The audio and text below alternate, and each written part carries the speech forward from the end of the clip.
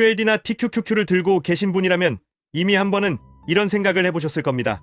같은 시간, 같은 월급, 같은 하루인데 어떤 사람은 속도가 붙고 어떤 사람은 제자리입니다. 차이는 능력이 아니라 구조입니다. 대부분의 사람은 시간을 돈으로 바꾸는 구조 안에서 평생을 삽니다. 1시간 일하면 1시간치 돈이 들어오고 쉬면 수입이 멈춥니다. 그래서 더 벌려면 더 오래 일해야 하고 더 오래 일하면 몸이 먼저 고장납니다. 그리고 어느 순간 깨닫습니다. 속도가 안 나는 이유는 열심히가 부족해서가 아니라 애초에 위로 뚫려 있지 않은 구조 안에 있었기 때문입니다. 돈이 빠르게 불어나는 사람들은 공통점이 있습니다.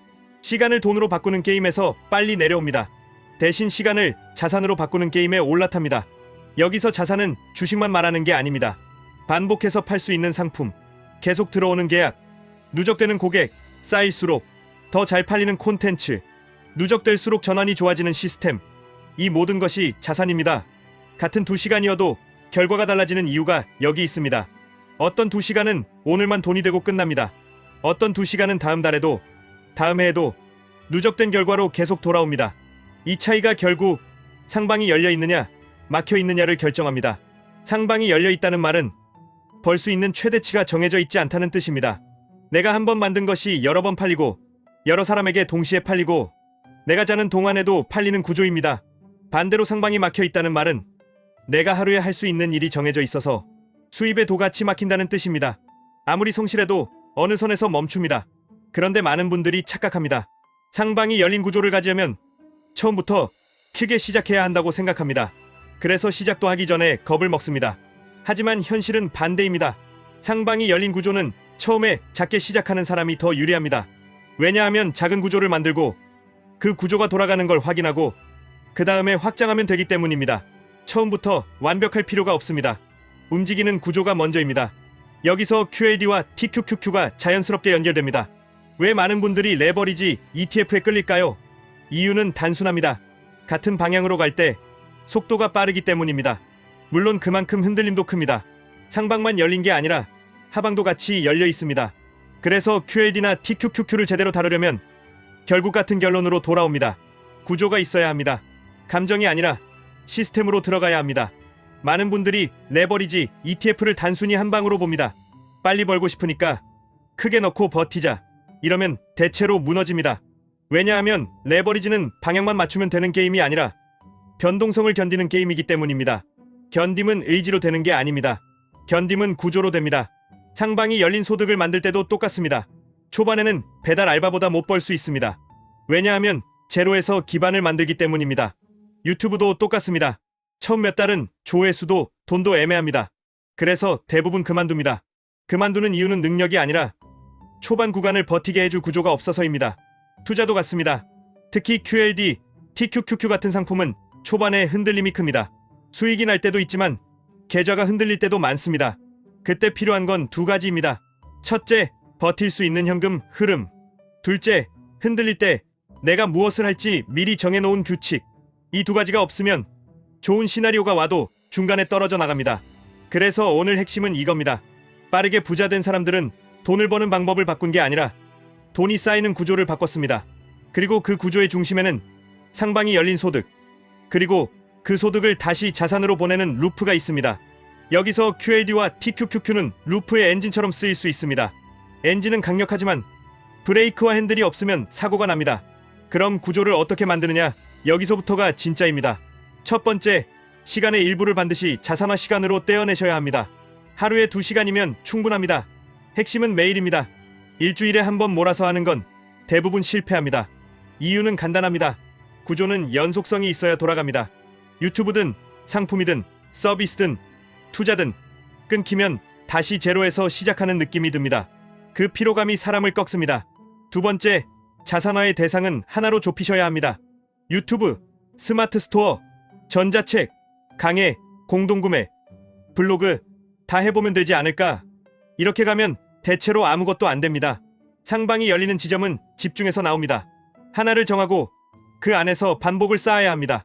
세 번째, 초반 목표를 수익이 아니라 파이프라인으로 잡으셔야 합니다. 파이프라인은 매일 쌓이는 입력입니다. 예를 들면 매일 스크립트 한 장, 매일 썸네일 한 개, 매일 리서치 한 주제, 매일 쇼츠 한 개. 이런 입력이 파이프라인입니다. 결과는 늦게 옵니다. 대신 파이프라인이 쌓이면 어느 순간 결과가 폭발합니다. 이게 상방이 열린 구조의 특징입니다. 처음엔 조용하다가 나중에 기울기가 바뀝니다. 네 번째, 수익 구조를 반드시 붙이셔야 합니다. 조회수만으로 인생이 바뀌는 경우는 극소수입니다. 조회수는 영향력을 보여주는 지표일 뿐이고 내 통장으로 들어오는 건 수익 구조입니다. 같은 만 조회수라도 광고 수익만 있으면 몇만 원일 수 있습니다. 그런데 제품이나 서비스, 제휴, 상담, 구독, 커뮤니티 이런 구조가 붙으면 단위가 바뀝니다. 조회수는 동일한데 결과가 완전히 달라집니다. 다섯 번째, 여기서 중요한 게 규모의 경제입니다. 개인이 혼자서 협상력을 만들기 어렵습니다. 하지만 특정 카테고리에서 꾸준히 매출 데이터를 쌓으면 협상력이 생깁니다. 협상력은 내 콘텐츠의 퀄리티만으로 생기지 않습니다. 반복된 성과, 데이터를 기반으로 생깁니다. 그래서 매출 데이터를 쌓는 게 중요합니다. 감으로 하는 사람은 매번 처음부터 다시 시작합니다. 데이터가 쌓이는 사람은 점점 유리해집니다. 여섯 번째, 이제 투자로 연결합니다. 상방이 열린 소득을 만들면 그 다음 단계는 그 소득을 어디로 보내느냐입니다. 여기서 많은 분들이 소비로 흘려보냅니다. 그러면 평생 바쁩니다. 수익이 늘어도 시간이 늘지 않으니까 더 소진됩니다. 반대로 빠르게 쌓는 사람은 늘어난 소득을 다시 자산으로 보냅니다. 자산은 다시 시간을 벌어줍니다. 이 루프가 돌아가면 속도가 붙습니다. QLD와 TQQQ는 이 루프에서 강한 도구가 될 수 있습니다. 왜냐하면 성장 구간에서 수익률이 확대될 가능성이 있기 때문입니다. 하지만 다시 말씀드리면 변동성도 같이 확대됩니다. 그래서 이 도구를 쓰려면 다음 원칙이 필요합니다. 첫째, 돈의 역할을 분리하셔야 합니다. 생활비, 비상금, 투자금, 실험금 이걸 섞는 순간 감정이 폭주합니다. 특히 레버리지 ETF는 변동성이 커서 생활비 성격에 돈이 들어가면 멘탈이 먼저 무너집니다. 생활비는 안정성, 투자금은 성장, 실험금은 학습 이렇게 역할이 나뉘어야 합니다. 둘째, 한 번에 결론 내지 말고 여러 번 나눠서 행동하셔야 합니다. 레버리지 상품은 타이밍 한 번에 인생이 갈리는 게임이 아닙니다. 오히려 여러 번 나눠서 평균을 만들고 규칙적으로 조정하는 게임에 가깝습니다. 결국 구조입니다.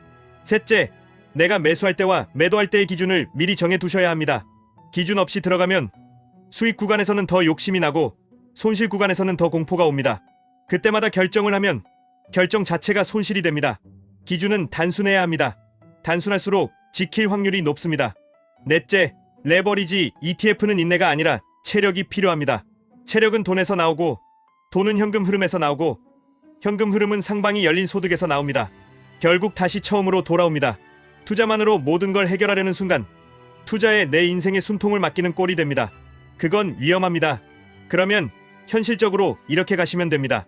하나, 상방이 열린 소득을 만들기 위한 하루 2시간을 확보합니다. 새벽이든 밤이든 상관없습니다. 단, 가족과 일상 리듬을 깨지 않는 선에서 가셔야 합니다. 무리하면 지속이 안 됩니다. 지속이 안 되면 상방이 열리기 전에 다칩니다. 둘, 그 2시간의 결과물이 쌓이는 구조를 선택합니다. 콘텐츠라면 한 편이 다음 편을 쉽게 만드는 구조로 만드셔야 합니다. 예를 들어 같은 주제에서 시리즈로 가면 리서치가 재사용됩니다. 썸네일 톤이 재사용됩니다.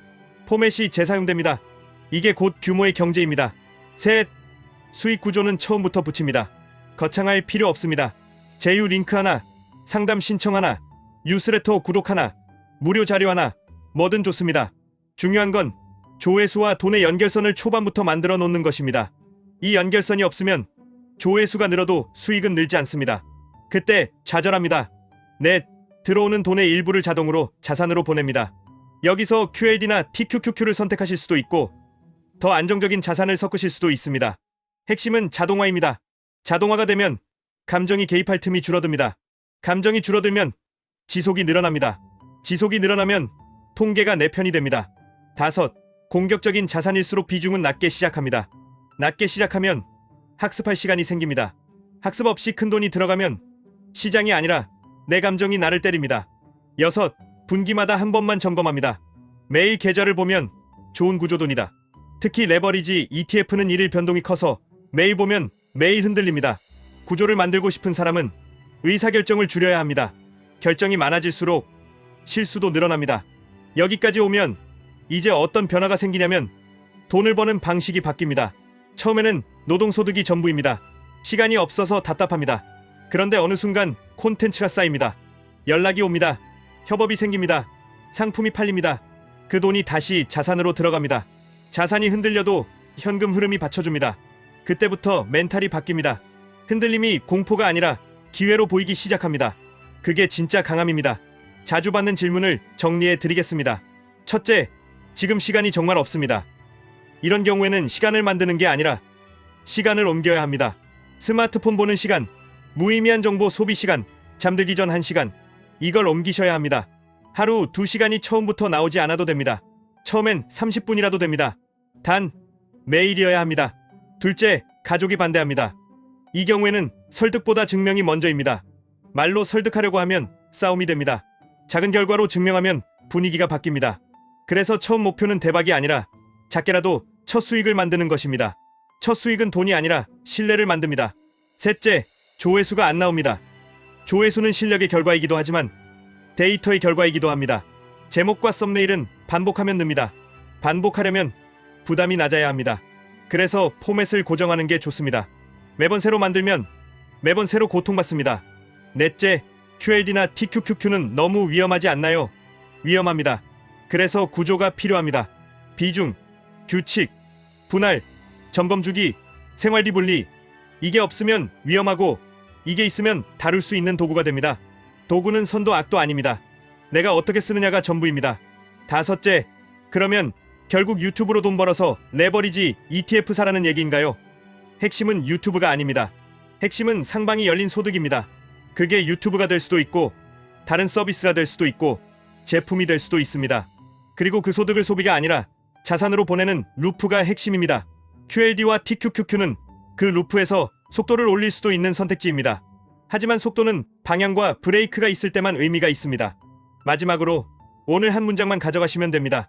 빨리 부자가 되는 사람들은 더 열심히가 아니라 더 오래가는 구조를 먼저 만든 다음 그 구조에 속도를 붙입니다.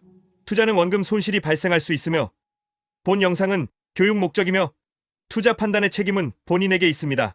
지금까지 1분 투자 하이젠버그였습니다.